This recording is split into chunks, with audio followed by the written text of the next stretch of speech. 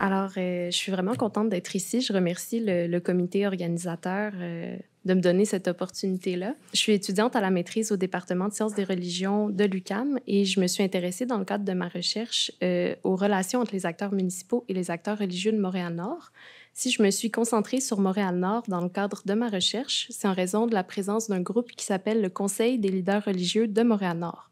Alors, dans le cadre de ma présentation, j'aimerais ça vous présenter cette initiative interreligieuse et leur dialogue aussi avec l'arrondissement. Alors, au niveau du plan de ma présentation, je vais poser brièvement quelques repères à propos de Montréal-Nord pour les personnes qui seraient peut-être moins familières avec l'arrondissement. Et ensuite, je vais vous présenter plus en détail le Conseil des leaders religieux. Ça va me mener ensuite à discuter des enjeux de leur dialogue et à la pertinence ou aux défis de ce modèle de concertation-là. Alors, dans le cadre de ma recherche, je me suis intéressée donc à Montréal-Nord, qui est situé juste ici en rouge, donc tout au nord de Montréal. C'est un arrondissement qui est célèbre, en fait, pour sa diversité religieuse. C'est un arrondissement où, effectivement, il y a une grande densité de la population. Historiquement aussi, depuis les années 70 et 80, il y a plusieurs vagues d'immigration successives de gens qui se sont établis à Montréal-Nord. Alors, quelques chiffres là, issus du dernier recensement. En fait, pour vous donner une idée de la densité de la population, ce n'est pas un arrondissement qui est très grand. On parle de 11 km carrés, mais c'est donc plus de 88 000 personnes qui habitent dessus. Et c'est donc près des 2 tiers de la population qui sont issus directement de l'immigration, donc soit de première ou de deuxième génération. Alors, pour vous donner une idée quand même, on peut vraiment parler de Montréal-Nord comme étant une mosaïque, en fait, ethno-culturelle. Sur le plan religieux, donc, ça a des incidences. Toujours selon le dernier recensement, il y a plusieurs affiliations religieuses qui sont présentes dans l'arrondissement. En file de tête, les catholiques, mais aussi une grande communauté musulmane et une très forte communauté chrétienne, donc qui englobe différentes affiliations protestantes, si on veut, évangéliques, baptistes, pentecôtistes, donc différents mouvements. On retrouve aussi des témoins de Jéhovah, des hindous, des bouddhistes. Mais donc, au niveau des lieux de culte, c'est principalement des églises catholiques, des églises chrétiennes et des mosquées qu'on retrouve à Montréal-Nord.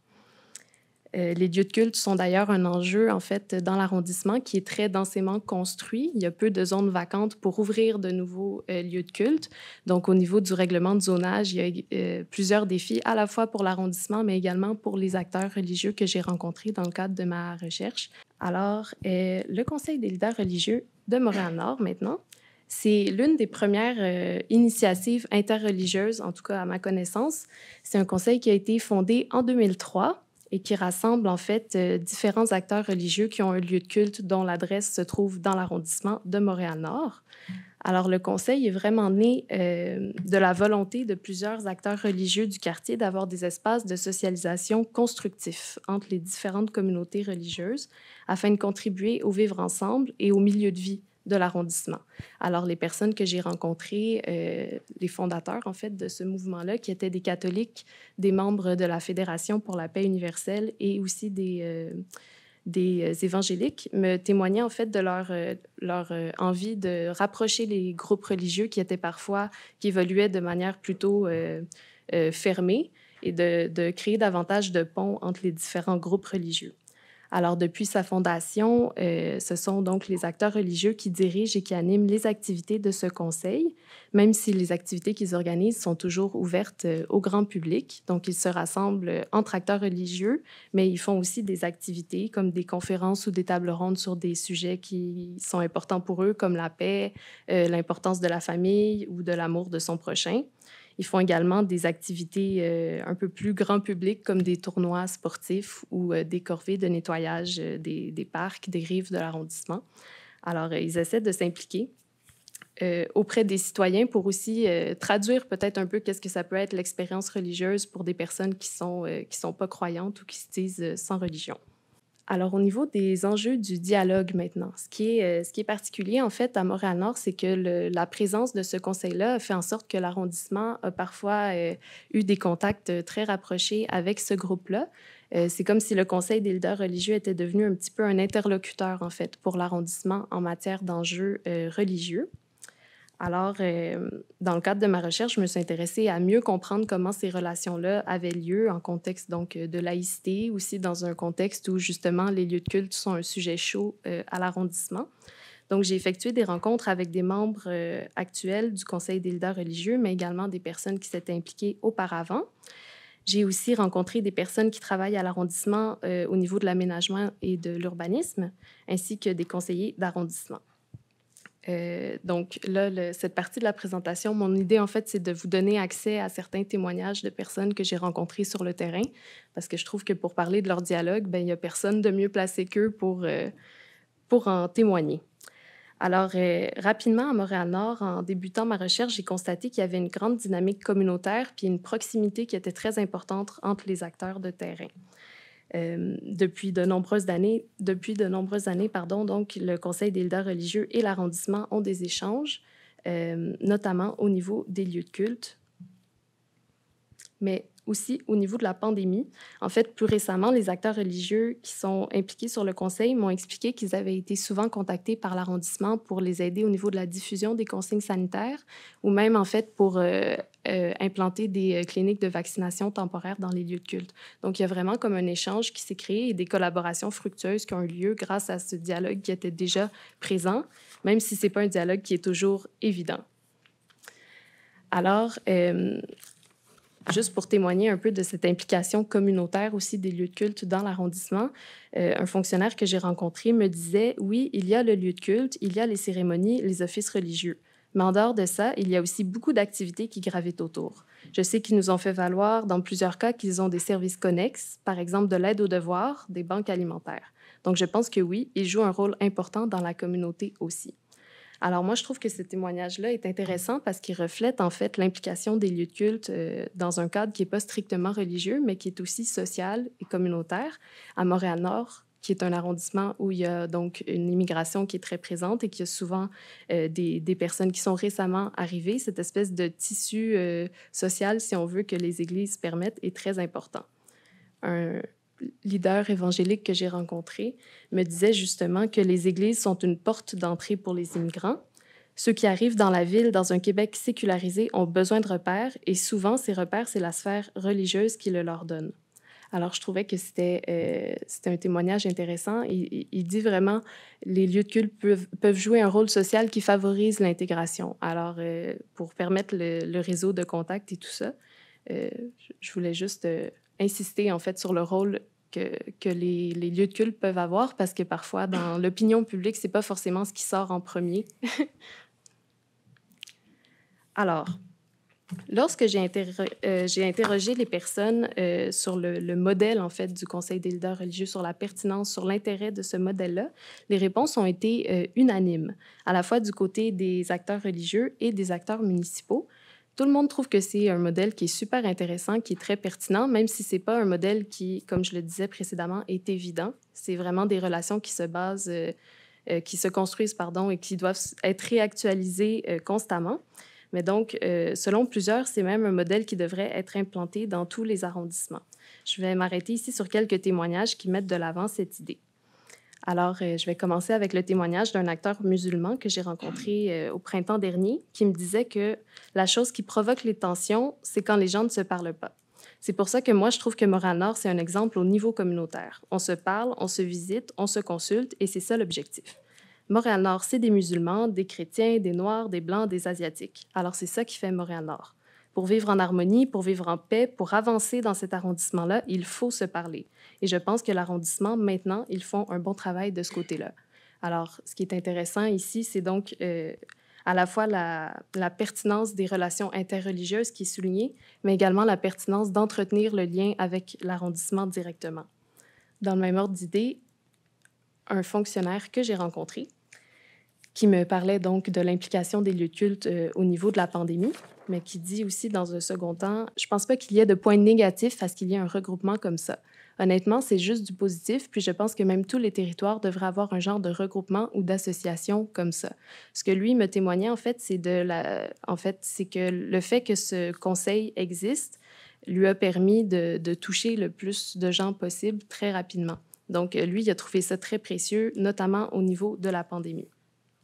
Et un des élus que j'ai rencontré, merci, me disait que cette relation-là leur permettait en fait de s'assurer que tout allait bien à Montréal-Nord et que ça permettait en fait de rester à jour en tant qu'élu. Donc, je trouvais que c'était intéressant aussi comme point de vue. Donc, en tant que tel, le modèle du Conseil des leaders religieux semble très apprécié à Montréal-Nord. À la fois, donc, les acteurs religieux et les acteurs municipaux apprécient qu'il y ait ce canal de communication et y ont fait appel dans le besoin. Mais justement, j'ai réalisé que les communications entre les deux étaient strictement orientées vers des problèmes ou des situations très spécifiques. Les personnes qui travaillent au niveau de la division de l'urbanisme entrent en contact avec les acteurs religieux que s'il y a une problématique particulière à régler. Donc, à Montréal-Nord, ça semble bien se passer dans une certaine mesure parce qu'ils savent à qui aller parler. Il y a déjà ce lien qui existe, mais moi, je me questionne à la pertinence peut-être de développer des relations qui dépassent les situations qui sont juste liées au stationnement, aux enjeux de bruit ou des permis. Justement, un conseiller en aménagement que j'ai rencontré qui me disait qu'il trouvait que les acteurs religieux étaient réceptifs, mais il me disait, tu sais, c'est sûr qu'eux ont leurs enjeux, leurs objectifs, et l'arrondissement aussi a ses enjeux et ses objectifs. Donc, des fois, pour tisser ce dialogue-là, c'est très difficile parce que des fois, il y a des enjeux qui sont difficilement conciliables, en fait, entre les différents agendas, si on veut, des acteurs en question. Particulièrement aussi, les acteurs religieux que j'ai rencontrés voient d'un bon œil cette relation-là, surtout en fait les musulmans et les évangéliques, qui sont souvent donc des membres qui sont issus de communautés qui sont racisées et qui voient d'un très bon œil en fait l'idée de se tenir près de l'arrondissement et d'être capable de faire valoir en tant que groupe religieux leurs besoins auprès de l'arrondissement.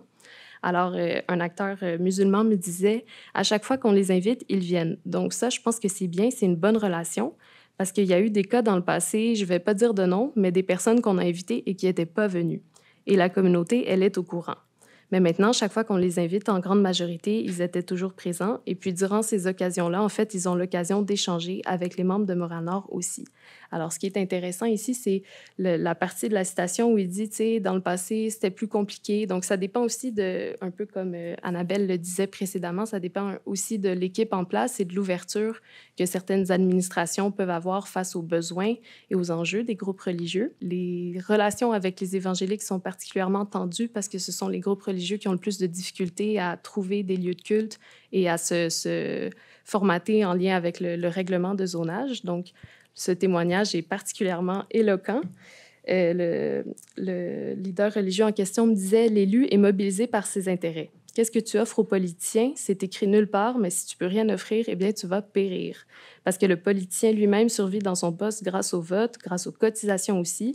Et malheureusement, les lieux de culte n'ont pas toujours cette compréhension, cette conscience politique qui leur permettent d'accompagner l'élu. Alors, un témoignage qui permet de montrer aussi que les groupes religieux ont une réflexion politique et qui se questionnent par rapport aussi à la place qu'ils peuvent prendre dans la société et dans l'arrondissement.